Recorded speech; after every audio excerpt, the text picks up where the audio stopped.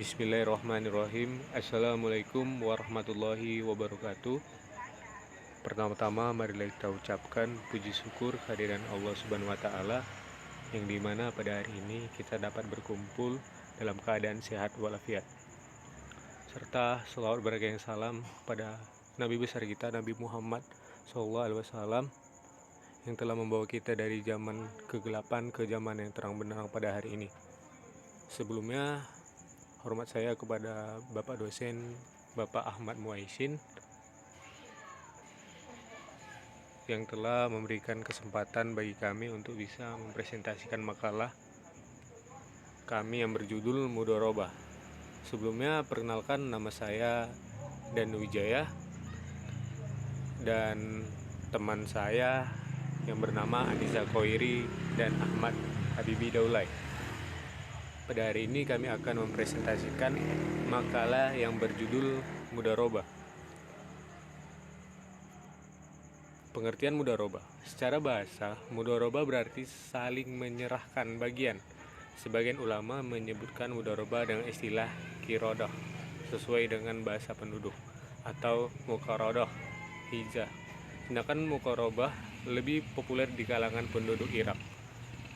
Muqarabah adalah penyertaan harta yang dilakukan oleh seorang pemilik modal kepada pelaku usaha atau amil agar diniagakan dengan ketentuan berupa keuntungan yang dibagi secara bersama-sama menurut kesepakatan yang telah disepakati. Yang kedua yaitu jenis-jenis mudharabah. Yang pertama, mudharabah mutlaqah. Mudharabah mutlaqah yaitu pengelolaan diberi kuasa penuh untuk menjalankan usahanya tanpa larangan atau gangguan apapun hal-hal yang berkaitan dengan usaha tersebut dan tidak terikat dengan waktu, tempat, jenis perusahaan, dan pelanggan. Yang kedua yaitu mudharabah muqayyadah. Mudharabah muqayyadah yaitu pemilik dana atau sahibul mal membatasi atau memberi syarat kepada pengelola mudharabah dalam pengelolaan dana, seperti misalnya hanya untuk melakukan kegiatan di bidang tertentu, cara, waktu, dan tempat tertentu saja. Mungkin itu saja, saya persilakan kepada teman saya untuk melanjutkan materi. C. Hukum mudharabah. Para mazhab dan ulama menyepakati bahwa mudharabah hukumnya diperbolehkan berdasarkan Al-Quran, hadis, ijma, dan qiyas. D. Syarat-syarat mudharabah. 1. Modal mesti berupa uang, baik berbentuk uang kertas, emas, atau perak. 2. Keuntungan dibagi kepada kedua belah pihak, baik pemodal maupun pengusaha. 3. Pembagian keuntungan berdasarkan kesepakatan persentase, misalnya setengah, sepertiga, dan seterusnya, bukan dengan nominal uang. 4. Pemilik modal tidak boleh membatasi pengusaha dengan syarat-syarat yang membatasi pengelolaan modal, seperti misalnya harus sentiasa bermusyawarah terlebih dahulu sebelum membeli sesuatu.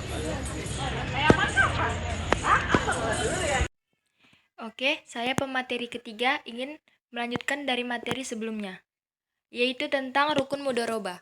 Rukun mudharabah itu ada 3.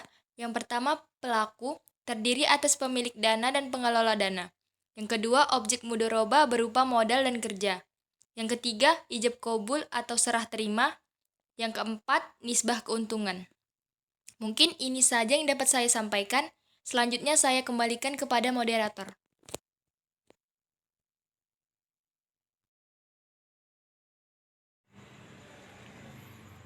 Baiklah, mungkin itu saja yang bisa kami sampaikan.